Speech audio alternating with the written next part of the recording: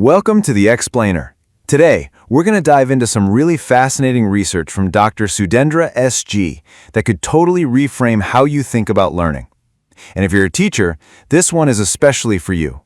We're about to unlock the art and science of how the brain actually builds intelligence. So let's just start with what might be the most fundamental question in all of education. Seriously, think about it. Because your answer to this, it changes everything about how you see your classroom and the potential locked inside every single one of your students. Here's our journey for this explainer. We're going to see how ancient wisdom and cutting-edge neuroscience are actually telling the exact same story. And it's a story that gives you a powerful new framework for guiding how your students learn. All right, let's get right into it. To really build on this new framework, we first have to do a quick recap of the two basic modes of learning our brains are using all the time. Okay, so you can kind of think of the brain as having two different gears for learning. The first gear is what this research calls practisoire mode. This is that intense, focused, 25-minute intake phase where we're just absorbing new information. But then there's a second gear, paryasa mode. This is a short, 5-minute, kind of relaxed, diffuse state. It's when the brain is quietly organizing and connecting all the stuff it just learned. And here's the key. To learn efficiently, you have to switch between both. And, we can't forget the final piece of this foundation, sleep. It is, without a doubt, the brain's ultimate overnight filing clerk. It sorts through the day's information and cements what's important. So having a student quickly recall a new idea right before bed, it's like you're putting a little high-priority sticker on that memory for the night shift. It's a super simple but really powerful little hack. Okay, so now that we have that foundation, let's build on it. We're moving to this core concept from ancient Indian knowledge called Gada Samscara, which, translates beautifully to something simple, brain training. And the central idea here is, well, it's pretty revolutionary. It's this idea that the brain isn't some fixed thing you're just born with. No, it's much more like a muscle. It can be shaped, it can be strengthened, and it can be made so much more powerful. But it requires deliberate, consistent training. And Dr. Sudendra's research really nails this point. Genetics, that born gift. Yeah, it's a small part of the puzzle. But the major contribution, the biggest piece by far, comes from our own hard work, from the effort we put into training our brains. It's not about the gift you're given, it's about what you do with it. So, how does this training actually work on a biological level? What's going on in there? To really get it, we need to look at the brain's fundamental building blocks, the neurons. And for the next few minutes, let's just think of them as Legos. So just imagine every new fact, every concept, every piece of vocabulary a student learns is one single, unconnected Lego brick. Sure, it holds a piece of information, but on its own, just sitting in a big pile with other bricks, it can't really do anything.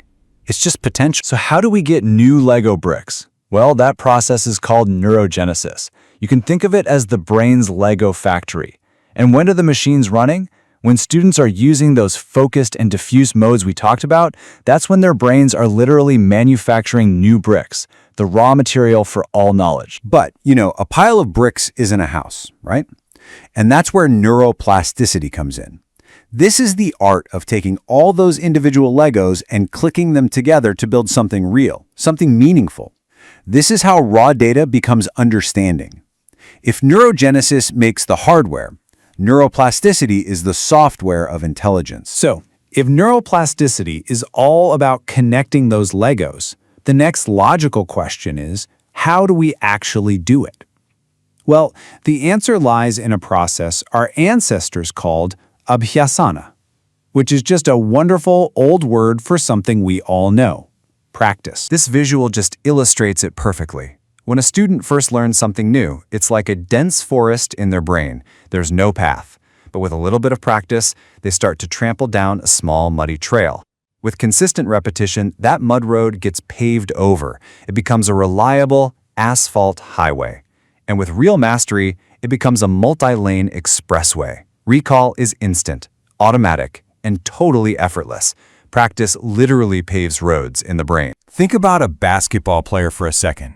A beginner has to consciously think about every single movement, the knees, the elbow, the flick of the wrist. But a master, someone who has practiced for thousands of hours, they don't think, they just shoot. Their brain has built such an efficient neural program, such a wide expressway, that the action just happens automatically. It's subconscious.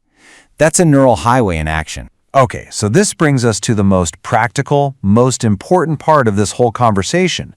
What does all this brain science actually mean for you, the teacher, standing in front of your class tomorrow morning? What's so cool is that India's new education policy actually reflects this very science.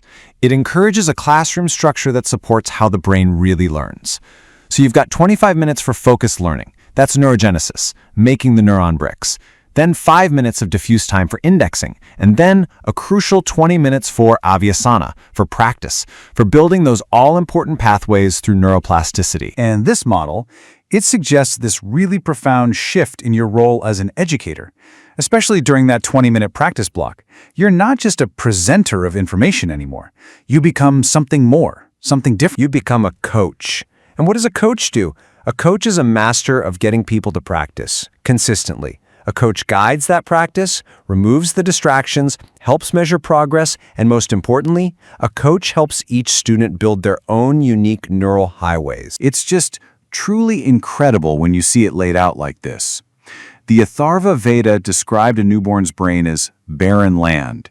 It said, through learning, we plant trees of information. And then, through abhyasana, or practice, we build pathways between those trees. Thousands of years later, modern neuroscience gives us a fancy new term for it, neuroplasticity. But it's describing the exact same process. So when you boil it all down, learning isn't magic. It's construction. And as a teacher, you have the blueprint.